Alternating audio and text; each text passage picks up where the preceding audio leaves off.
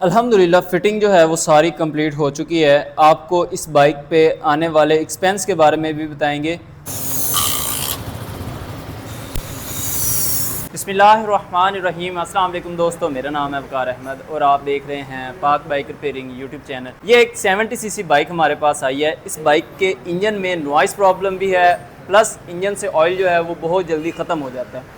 ये किस चीज़ का फ़ॉल्ट होता है और आपके सामने इसका फ़ॉल्ट जो है वो ट्रेस भी करेंगे और सॉल्व भी करेंगे। सबसे पहले इंजन का साउंड जो है वो आप चेक। अब जो बाइक के इंजन से स्मोक का इशू हो, वाइट स्मोक का इशू हो, उसके बैक साइड पे सिलेंसर पे या तो मिट्टी जमी होगी या फिर आपको ऑयल जो है वो फील होगा। ठीक है, मिट्टी जमना जो है वो बिल्कुल शुरुआती स्टेज होती है। उसके बाद जो है सिलेंसर से ऑयल निकलना जो है वो शुरू हो जाता है। अब इसके सिलेंसर से जो है वो ऑयल निकल रहा है। अब दूसरे नंबर पे इसकी ऑयल गेज खोल के हम चेक करते हैं ऑयल इंजन के अंदर कितना मौजूद है। अब इस गेज के साथ ऑयल जो है वो नहीं लग रहा है। इसका मतलब है कि जब वाइट स्मोक का इशू बनता है तो इंजन से ऑयल जो है वो ख़त्म हो जाता है। फिर क्या होता है कि इंजन के जो पार्ट्स होते हैं उनको लुब्रिकेशन प्रॉपर नहीं मिल रही होती, नॉइस प्रॉब्लम जो है इंजन में वो शुरू हो जाता है। अब जब कभी भी आपकी बाइक में वाइट स्मोक का इशू हो तो आपने इंजन ऑयल जो है वक्फन ब वक्फन चेक करना है, क्या इंजन ऑयल का लेवल जो है ज़रूरत से ज़्यादा कम तो नहीं हो गया। अगर कम हो गया है तो बेहतर है कि ऑयल तब्दील करवा दें, या फिर आपके पास सेपरेट ऑयल मौजूद हो जिससे आप लेवल जो है वो पूरा करें, ताकि इंजन के बाकी पार्ट्स जो हैं वो डैमेज ना हो। अब इंजन का साउंड जो है वो आपको चेक करवाते हैं।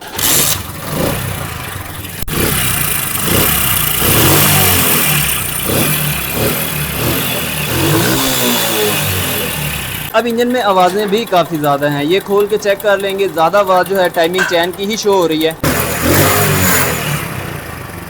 अक्सर आपने देखा होगा कि जब इंजन से ऑयल का लेवल कम हो जाता है या ऑयल ख़त्म हो जाता है, सिलेंसर से वाइट स्मोक आना जो है वो भी बंद हो जाता है। वो इसीलिए बंद होता है कि इंजन में ऑयल नहीं होता। जब ऑयल ही नहीं होगा तो कंबर्शन में जलेगा क्या।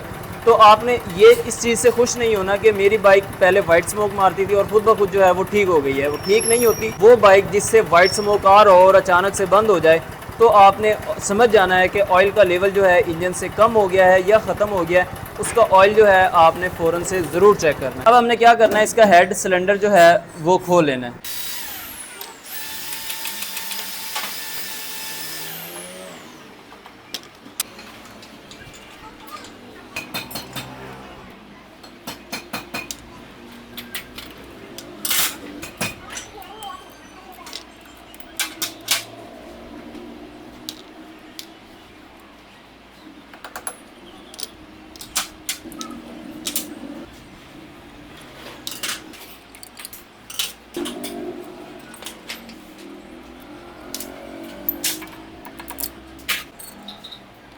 जब कभी भी किसी भी बाइक का हेड सिलेंडर रीबिल्ड कर रहे हो और उसमें इंजन का ऑयल का लेवल ज़रूरत से ज़्यादा कम हो जाए, ख़तरनाक हद तक कम हो जाए, तो उसका कंडक्टिंग रॉड जो है वो भी आपने ज़रूर चेक करना है। अगर कंडक्टिंग रॉड भी ख़राब हो तो फिर आपको ये भी रिप्लेस करना चाहिए, अदरवाइज़ फिर आपको रिंग पिस्टन का इशू बन सकता है।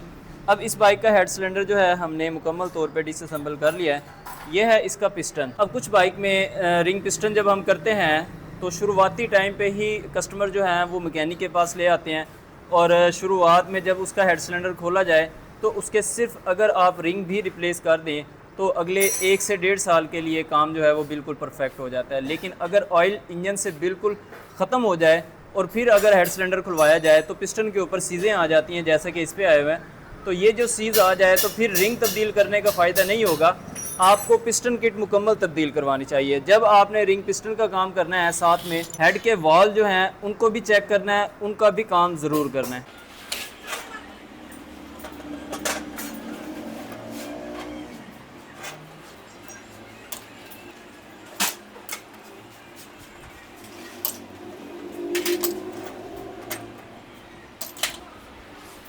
ये हैं इसके दोनों वाल्व, ये इसका इनटेक वाल है और ये एग्जॉस्ट है। इसके ऊपर कार्बन आप देख सकते हैं। ये कार्बन बेसिकली जब बाइक में स्मोक का इशू बने तो उस वक्त बहुत ज़्यादा जम जाता है। ठीक है, और इस वाल के ऊपर भी जो है आप गौर से देखें तो ऑयल आया हुआ है, लुब्रिकेशन आई हुई है।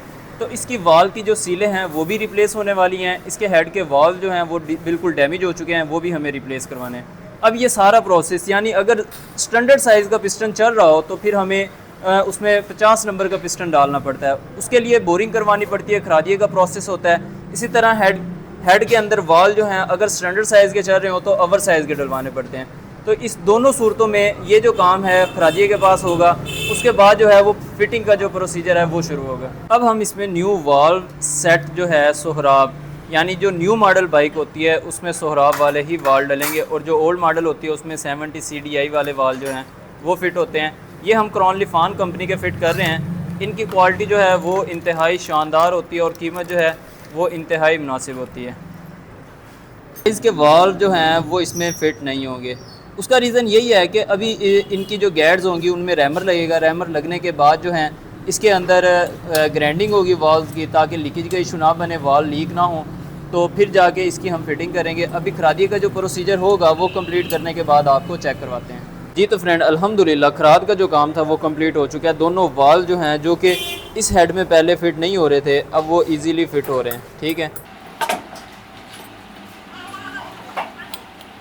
इसी तरह ये इसकी पिस्टन किट है जो कि 100 नंबर का है, 100 नंबर का, ठीक है, जो कि इस सिलेंडर ब्लॉक में पहले नहीं जा रहा था। अभी इसकी बोरिंग न्यू हो चुकी है, इस सिलेंडर ब्लॉक में ये पिस्टन जो है इजीली फिट हो रहा है। अभी नेक्स्ट जो प्रोसीजर है वो ये है कि हमने इस पिस्टन के अंदर रिंग फिट करना है और इसके अंदर वॉल सीलें, स्प्रिंग, केम और रॉकर्स जो हैं वो फिट करने हैं। अभी न्यू रिंग्स जो हैं वो फिट करने लगे हैं। ठीक है, फिटिंग से पहले एक बार सिलेंडर ब्लॉक में चेक कर लेना जो है वो बेहतर होता है।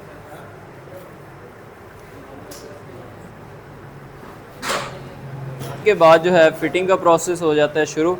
अभी सबसे पहले जो है हमने ये जाली वाला रिंग जो है ये फिट करना है।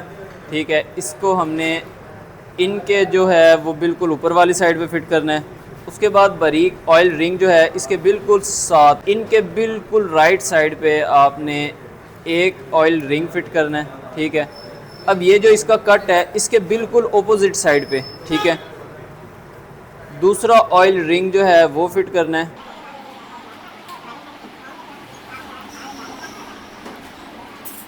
उसके बाद ब्लैक कलर का जो देगी रिंग होता है, ठीक है, इस कट के बिल्कुल इस साइड पे आपने लेफ़्ट साइड पे ये फिट करना है।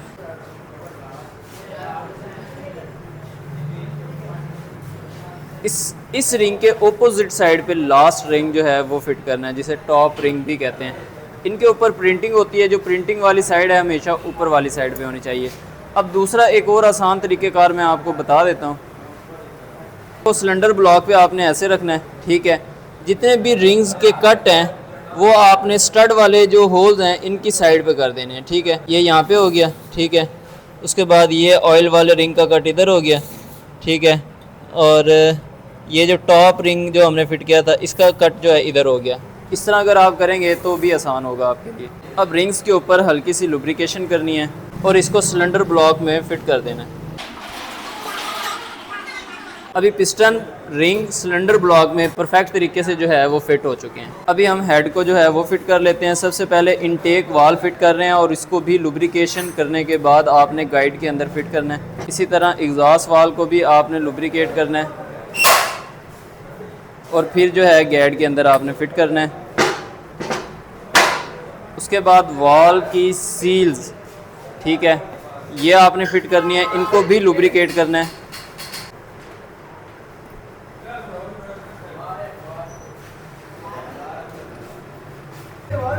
अभी वॉल की सील फिट की हैं। गैड्स के ऊपर वाली साइड पे स्प्रिंग के नीचे वार्शल्स आती हैं, वो वार्शल्स हमने फिट कर लिए हैं। वार्शल्स फिट करने के बाद हमने क्या करना है, स्प्रिंग काटर्स फिट करनी है। ये है इजी फिटर पुलर।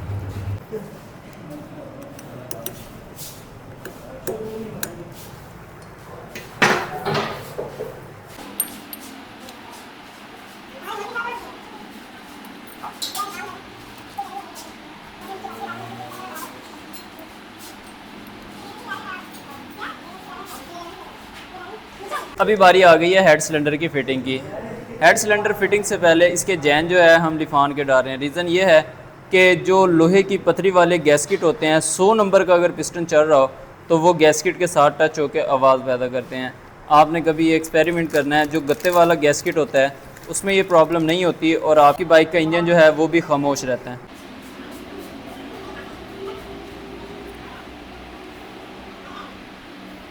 जैन हमने इसका फ़िट कर लिया है। एक अदद रबड़ का रिंग जो है वो फ़िट करना है सिलेंडर वाली जगह पे जहाँ से ऑयल जो है वो वापस जाता है। अभी हमने सिलेंडर जो है वो फ़िट करना है। याद रहे कि जब भी आप हेड सिलेंडर रिबिल्ड करें जैन न्यू डालने हैं और पहले वाला जैन जो है वो अच्छे से साफ़ करना है। डावल्स वगैरह जो हैं वो बिल्कुल पूरी होनी चाहिए। उसके बाद हमने लॉक जो है वो फ़िट करना है।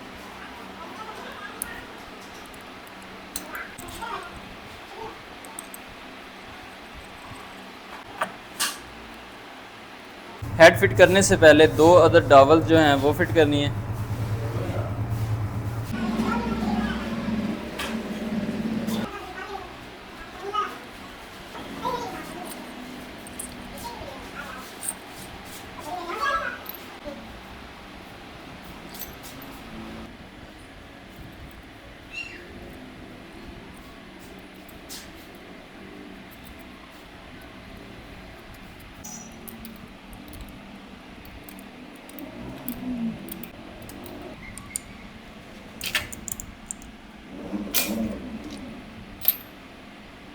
अभी बारी है टाइमिंग एडजस्ट करने की। टाइमिंग एडजस्ट करने से पहले मैग्नेट को टॉप पोजीशन पे लेके आना है, यानी टी का जो मार्क होता है मैग्नेट के ऊपर इंजन केस के मार्क के बराबर होना चाहिए। उसके बाद ये टाइमिंग गरारी है, ठीक है, इसको हमने यहाँ पे फिट करना है और उससे पहले केम जो है वो बिल्कुल फ्री पोजीशन में होनी चाहिए।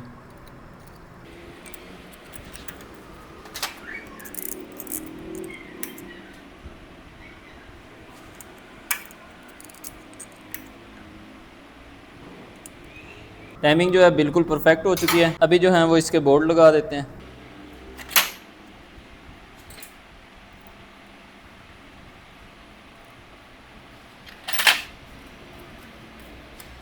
जब टाइमिंग फिट हो जाए उसके बाद 1-2 बार मैग्नेट घुमा के आपने टैपर्स की सेटिंग करनी है।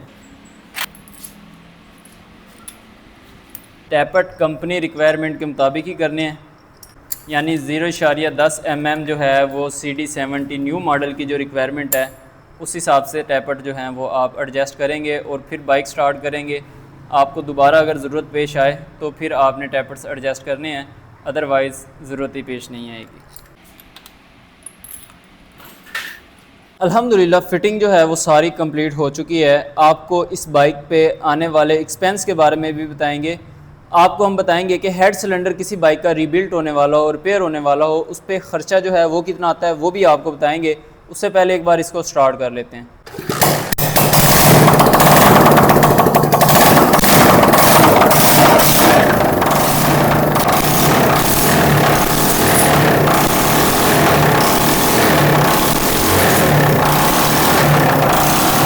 जी तो फ्रेंड अल्हम्दुलिल्लाह बाइक की फ़िटिंग जो है वो टोटली कंप्लीट हो चुकी है। अभी बाइक को स्टार्ट करके इसका साउंड जो है इंजन का वो भी चेक करते हैं।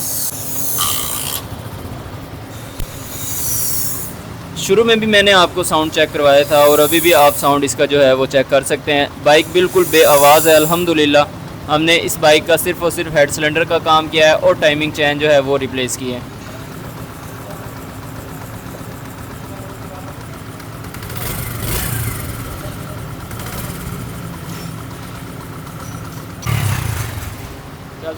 अभी बात कर लेते हैं एक्सपेंस की कि एक 70 सीसी बाइक का हेड सिलेंडर रिबिल्ड करने पे ख़र्चा जो है वो कितना आ जाता है।